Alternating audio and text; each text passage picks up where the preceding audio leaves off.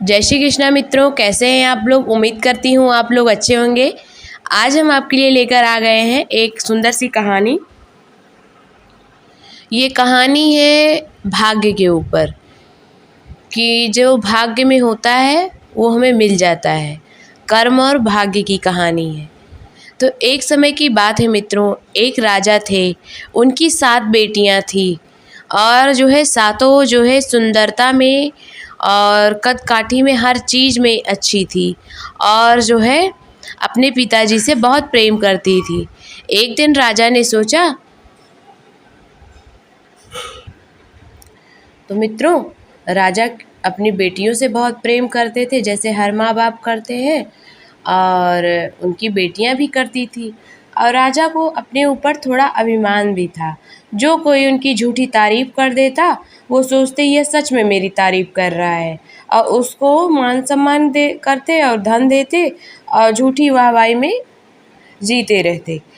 और ये काम जो है, ये बात उनकी बेटियां भी जानती थी कि पिताजी को अपनी तारीफ़ सुनना बहुत पसंद है, तो वो भी यही काम करती थी।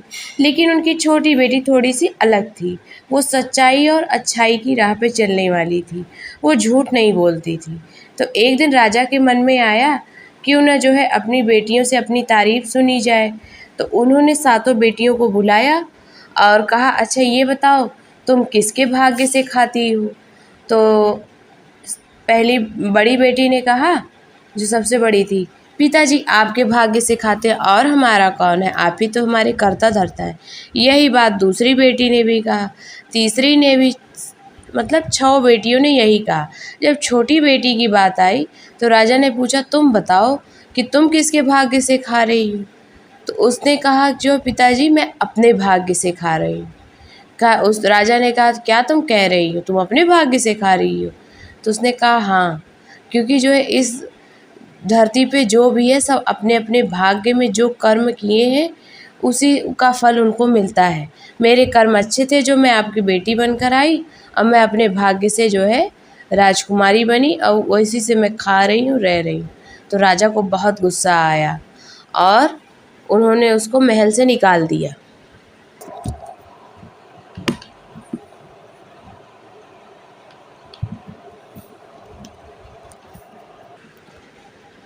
महल से निकलने के बाद छोटी राजकुमारी बहुत दूर निकल गई। एक घने जंगल में पहुंच गई। जंगल के बीचों बीच उसे एक झोपड़ी दिखाई दी। राजकुमारी बहुत थक चुकी थी और बहुत, क्योंकि वो 2-3 दिन से पैदल ही चल रही थी और उसने कुछ खाया पिया नहीं था। उसे बहुत प्यास लगी थी। उसने सोचा थोड़ा सा पानी पी लूँ तब आगे बढ़ूँ। यही सोचकर वो झोपड़ी की तरफ गई। झोपड़ी के दरवाजे पर खड़ी होकर राजकुमारी बोली, कोई है, थोड़ा सा पानी मिल सकता है क्या, बड़ी प्यास लगी है। उधर से कांपती हुई आवाज़ में एक बूढ़ी औरत निकलती है, क्यों नहीं बेटी, पानी खाना सब मिलेगा, आओ, मैं तुम्हारा ही इंतज़ार कर रही थी, आओ बैठो। राजकुमारी ने कहा, आप मेरा क्यों इंतज़ार कर रही थी। बूढ़ी माई ने बात बदल दी। उसने कहा, अरे जो है मुझे लगा ही था कि कोई आ रहा है, मैं समझ गई थी। हंसने लगी। तो राजकुमारी ने भी ध्यान नहीं दिया, वो बैठ गई और वहाँ पे पानी पीने लगी। पानी पीने के बाद बूढ़ी माई ने उसे कुछ फल ला कर दिए। राजकुमारी को भूख भी लगी थी, उसने वो फल भी खा लिए। फल खाने के बाद राजकुमारी को नींद आने लगी। वह वहीं सो गई। जब उठी तो शाम हो चुकी थी, तो वह जाने के लिए तैयार हो गई। तो बूढ़ी माई बोली, कल जाना बेटी, आज तो रात हो गई है, कहाँ जाओगी। तो राजकुमारी को यह बात सही लगी और वह रुक गई। फिर राजकुमारी झोपड़ी के बाहर टहल रही थी। तो बूढ़ी माई बोली, बिटिया, हर जगह जाना, पर लाल दरवाजे वाले कमरे में मत जाना, वहाँ खतरा है। राजकुमारी बोली, खतरा, कैसा खतरा अम्मा। तो बूढ़ी माई बोली, बस मत जाना। राजकुमारी ने हाँ में सर हिला दिया और इधर बूढ़ी माई जंगल की तरफ चली गई।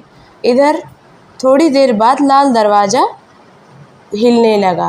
राजकुमारी जो है डर गई। उसने सोचा ये दरवाज़ा हिल क्यों रहा है।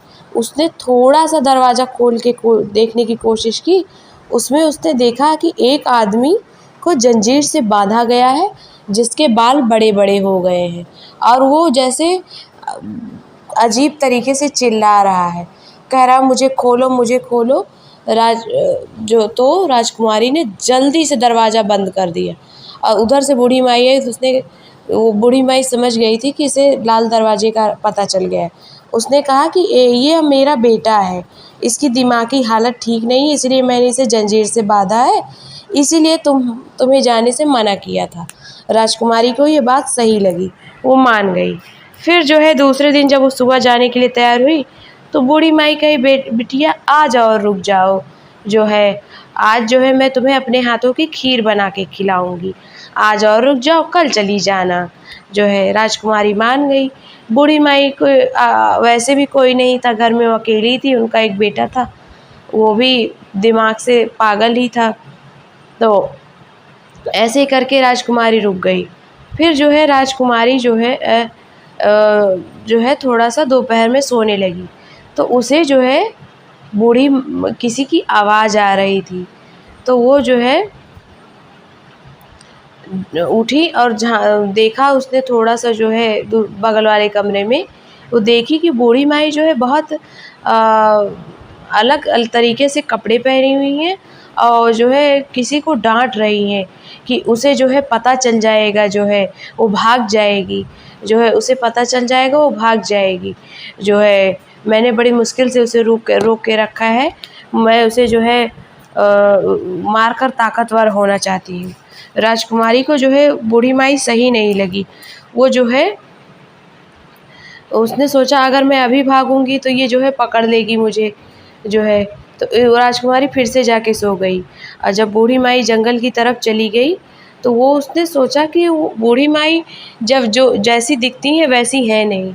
उसने जो है लाल दरवाज़ा फिर से खोला और फिर जो है उस आदमी के पास डरते डरते गई और उसने पूछा कौन हो तुम। उस आदमी ने कहा उसके बाल बड़े बड़े हो गए थे, नाखून बड़े बड़े, बड़ा डरावना लग रहा था देखने में। फिर भी राजकुमारी हिम्मत करके उसके पास गई। उसने कहा मैं जो है राजकुमार हूँ, मैं यहाँ शिकार करने के लिए आया था।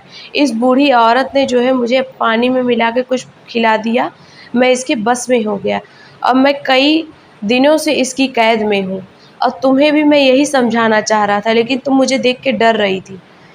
तो जो है उसने कहा इसका जो है इससे बचने का कोई उपाय तो होगा। उसने कहा हाँ, बाहर जो है जो आम का पेड़ है उसमें जो है एक पिंजड़ा है, उसे उसने बहुत छिपा के रखा है। उसमें जो तोता है उसमें इसकी जान है, अगर उस तोते को मार दिया जाए तो इसका जादू ख़त्म हो जाएगा। और ये जादू से अपने जो है बहुतों को जो है नुकसान पहुंचा चुकी है और तुम्हारे साथ भी ये कुछ गलत करने वाली है। राजकुमारी जो है भागते भागते उस आम के पेड़ को खोजने लगी। इधर बूढ़ी माई आ रही थी, वो जो है राजकुमारी को पेड़ की तरफ जाते देख डर गई। उसने राजकुमारी को रोकने की कोशिश की और दौड़ाने भी लगी, लेकिन राजकुमारी जो है हिम्मत करके डरते डरते उस पेड़ तक पहुंच गई और उस तोते को भी पकड़ लिया जिसमें बूढ़ी माई की जान थी। तो बूढ़ी माई ने कहा नहीं नहीं, तुम इसे कुछ मत करना, तोता मेरा जो है, बिटिया तुम मुझे ये तोता दे दो, मैंने तो तुम्हें बिटिया माना है ना। राजकुमारी ने कहा मैं तुम्हारी सच्चाई जान चुकी हूँ। उसने तोते के गले को पकड़कर ऐंठ दिया और इधर गला ऐंठते ही बूढ़ी माई का जादू खत्म हो गया। उसकी झोपड़ी के जितने उसने जादू से सब तैयार किया था सब खत्म, और वो जो है खुद भी खत्म हो गई, जलकर राख हो गई। तो और उधर जो राजकुमार था वो भी ठीक हो गया, वो अपने वास्तविक रूप में आ गया और राजकुमार जो है राजकुमारी से बहुत खुश हुआ। उसने जो है उससे विवाह का प्रस्ताव रखा, राजकुमारी भी मान गई और राजकुमारी मतलब शादी हो गई और दोनों लोग जो है अच्छे से रहने लगे। इधर राजा को जब पता चला कि राजकुमारी की शादी किसी राजकुमार से हो गई है, वो भी उनसे भी अमीर है, तो वो उसने जो है अपनी बिटिया से मिलने का सोचा और उसे याद भी आ गई, उसे अपनी गलती का एहसास भी हुआ कि मैंने कैसे अपनी बेटी को निकाल दिया। तो अपनी बेटी से मिलने गया तो उसने कहा मैं मान गया बेटी कि यहाँ पे जो है कर्म प्रधान है, हम जैसा कर्म करते हैं वैसा हम फल पाते हैं। तुम वाकई में अपने भाग्य का खाती हो, अपने भाग्य का तुम्हें मिला भी। तो देखा मित्रों, इसीलिए हमें कर्म अच्छे करने चाहिए। हमें हमेशा हिम्मत से और अपने दिमाग सूझबूझ से काम लेना चाहिए। चलिए मिलते हैं आपको एक नई कहानी के साथ, तब तक अपना अपने परिवार का ध्यान रखिए। जय माता दी, जय श्री कृष्णा, राधे राधे, सीताराम।